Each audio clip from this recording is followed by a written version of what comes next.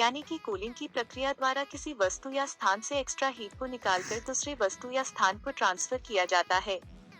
Refrigeration effect में हम ये मापते हैं कि रेफ्रिजरेशन सिस्टम ने कितनी कूलिंग प्रोड्यूस की है। हीट का सरल अर्थ है गर्मी। टेम्परेचर, ये हीट यानी कि गर्मी को मेजर करने का यूनिट है। कोल्ड का सरल अर्थ है ठंडा या शीतल। जब हम किसी भी वस्तु या स्थान से गर्मी यानी कि हीट निकाल देते हैं तो वो कोल्ड हो जाता है। हवा में पाई जाने वाली नमी को ह्यूमिडिटी कहते हैं। कॉन्डेंसेशन की प्रक्रिया से भाप यानी कि गैस द्रव्य यानी कि लिक्विड रूप में परिवर्तित होता है। इवेपोरेशन की प्रक्रिया में द्रव्य यानी कि लिक्विड भाप यानी कि गैस में परिवर्तित होता है।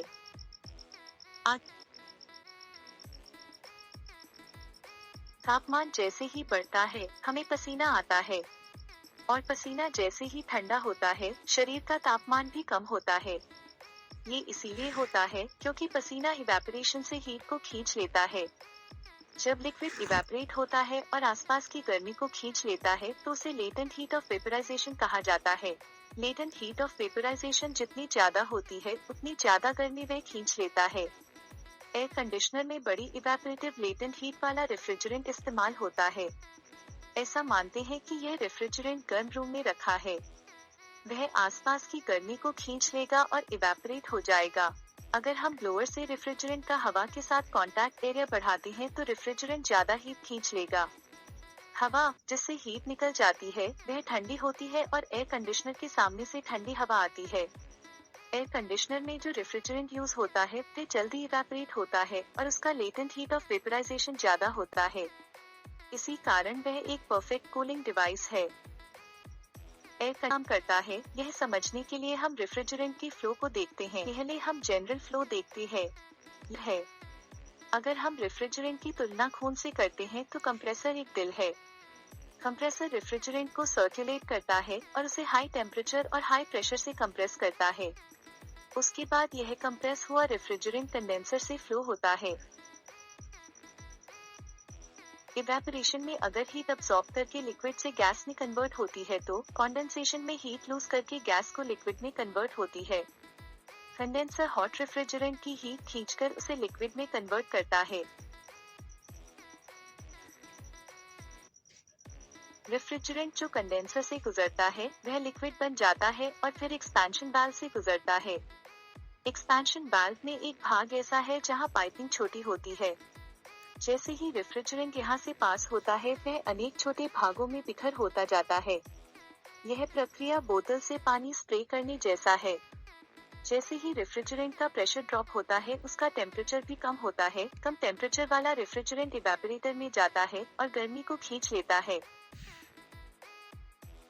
इवेपोरेटर लिक्विड को गैस में कन्वर्ट करता है।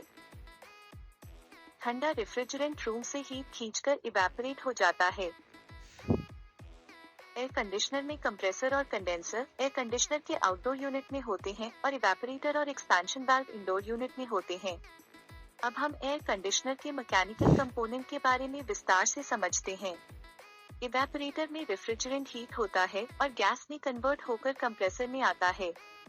जब पिस्टन गैस को कंप्रेस करता है तो गैस का प्रेशर बढ़ जाता है जिससे टेम्परेचर भी बढ़ता है। हम सभी प्रकार के स्प्रे टाइप प्रोडक्ट को इस्तेमाल करते हैं। अपने डिओड्रेंट या फिर ब्यूटेन फ्यूल कैनिस्टर देखे होंगे जिनका सरफेस इस्तेमाल के बाद ठंडा हो जाता है। ऐसा होता है क्योंकि प्रोडक्ट के अंदर का प्रेशर कम हो जाता है। प्रेशर कम होता है तो टेम्परेचर भी कम होता है। प्रेशर बढ़ता है तो टेम्परेचर भी बढ़ता है। एयर कंडीशनर में लो प्रेशर और टेम्परेचर का गैस पिस्टन से प्रेस होता है जिससे प्रेशर और टेम्परेचर बढ़ता है। कंप्रेस्ड हवा फिर लिक्विड में कन्वर्ट करने के लिए कंडेंसर में भेजी जाती है। कंप्रेसर से पास होने वाले रेफ्रिजरेंट का टेम्परेचर 80 डिग्री के आसपास होता है जो एक गर्म गैस की स्टेट में होता है। रेफ्रिजरेंट कंडेंसर से पास होकर कूलिंग फैन की हवा के कारण ठंडा होता है। रेफ्रिजरेंट जो हाई टेम्परेचर गैस होता है वह कंडेंसर में अपनी हीट कम कर देता है और बाहर निकलते समय लिक्विड बन जाता है।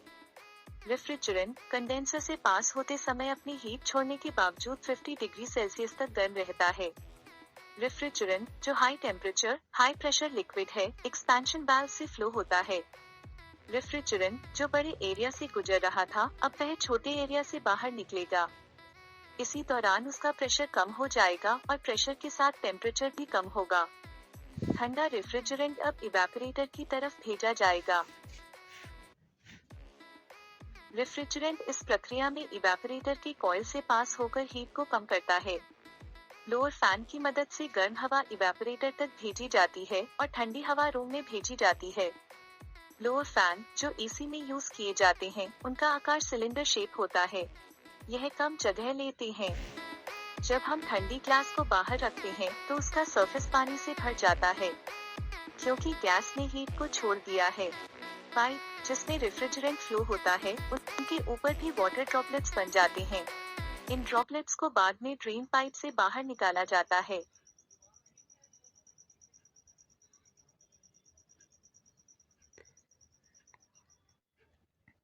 आगे बढ़ने के लिए